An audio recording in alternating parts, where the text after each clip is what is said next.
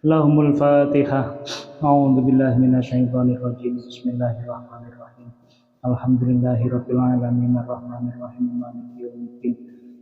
Iyyaka na'budu wa iyyaka nasta'in. Ihdinas siratal mustaqim siratal ladzina an'amta 'alaihim ghairil maghdubi 'alaihim waladdallin.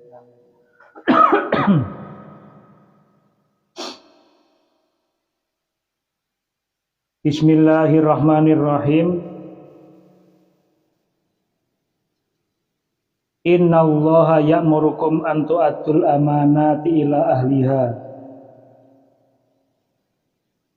wa idza hakamtum bainan nasi an tahkumu bil 'adl innallaha ni'ma ya'idukum bih innallaha kana sami'an basira. Jadi innallaha ya'murukum an tu'addul amanati ila ahliha. Sesungguhnya Allah itu memerintahkan kepada kalian untuk menyampaikan beberapa amanah kepada ahlinya. Dan ketika kamu menghukumi antara manusia, maka berhukumlah atau hukumilah dengan adil, karena sesungguhnya Allah itu adalah sebaik-baiknya nasihat.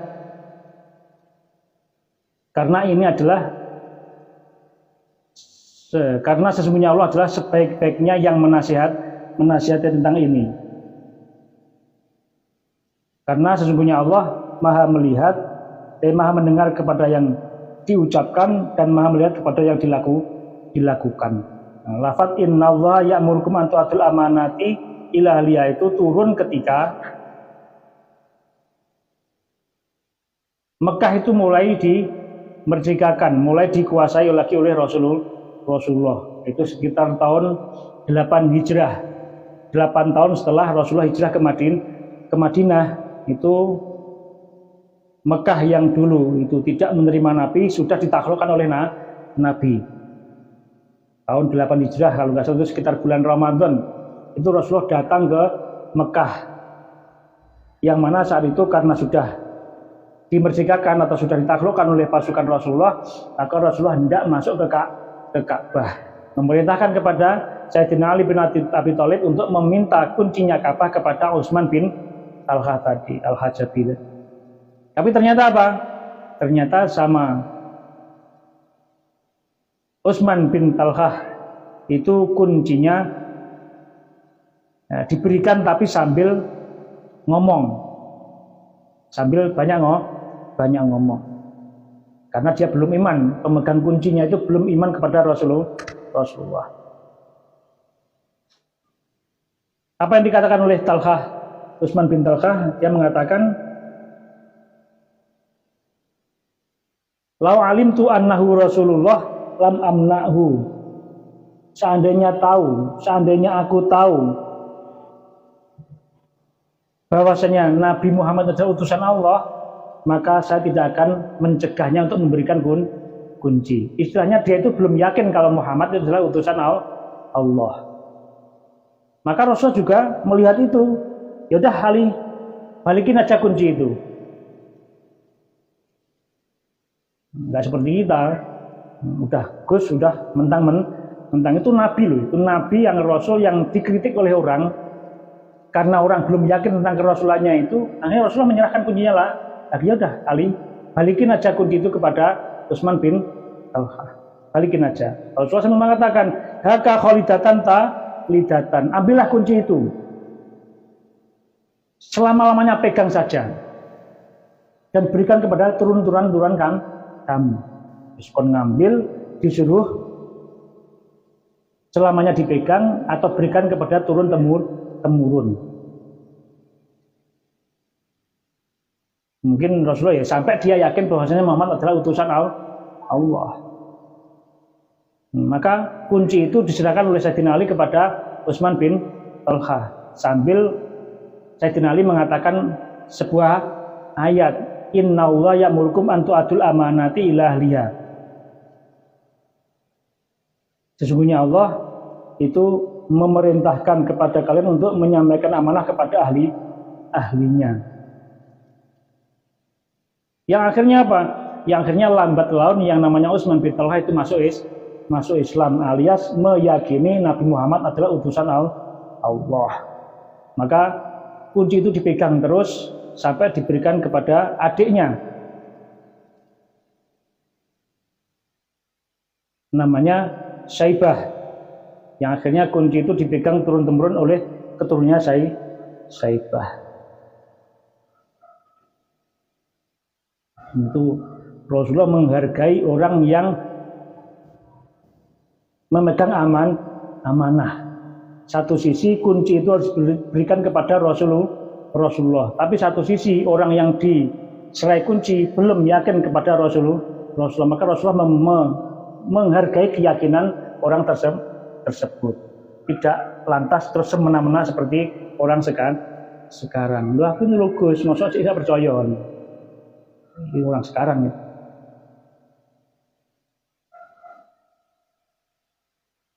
Maunya dimengerti, maunya dihormati, maunya diikuti. Rasulullah nggak seperti itu.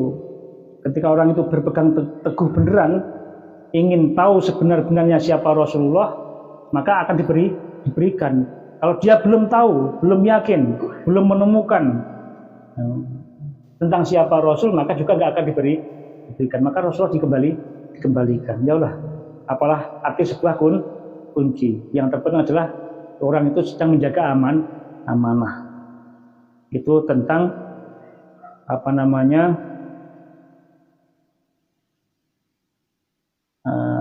ayat innallaha ya'muru an tu'atil amanah.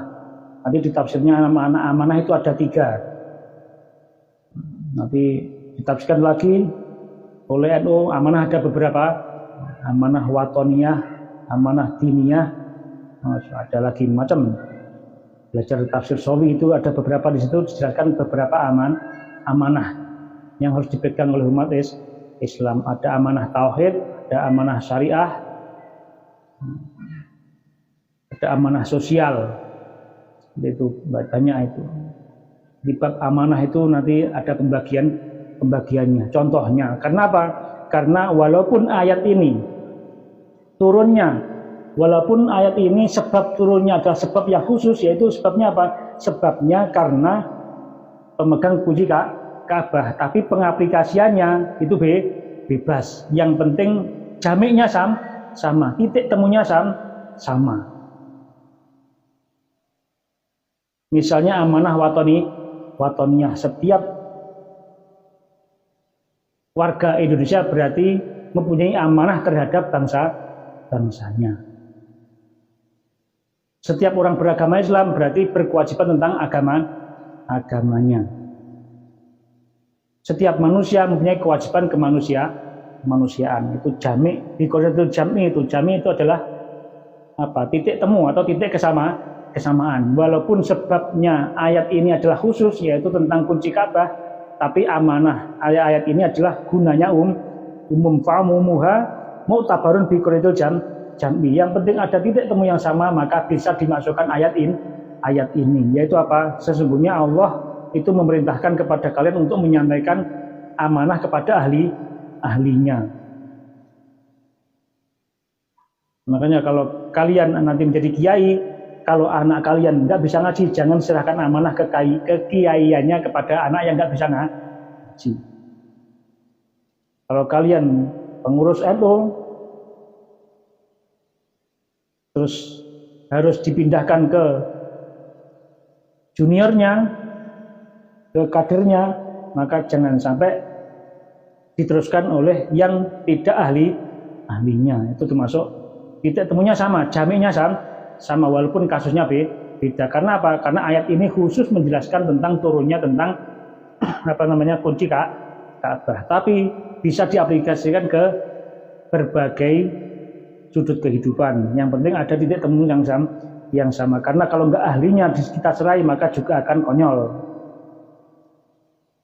Anaknya nggak pandai matematika diserai, nggak pandai berhitung diserai perusahaan, malah kacau nanti kan. Itu juga termasuk ila ahliya.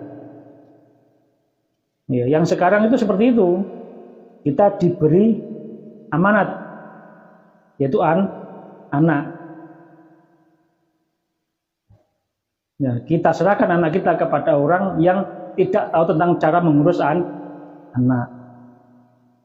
Kita punya amanat anak, yaitu harus diberitahu tentang ilmu agama, tapi kita serahkan kepada orang yang tidak tahu ahli agama. Namanya tidak mematuhi atau tidak menggunakan ayat tersebut. Wa idza hakamtum bainan nas antahkumu bil adl.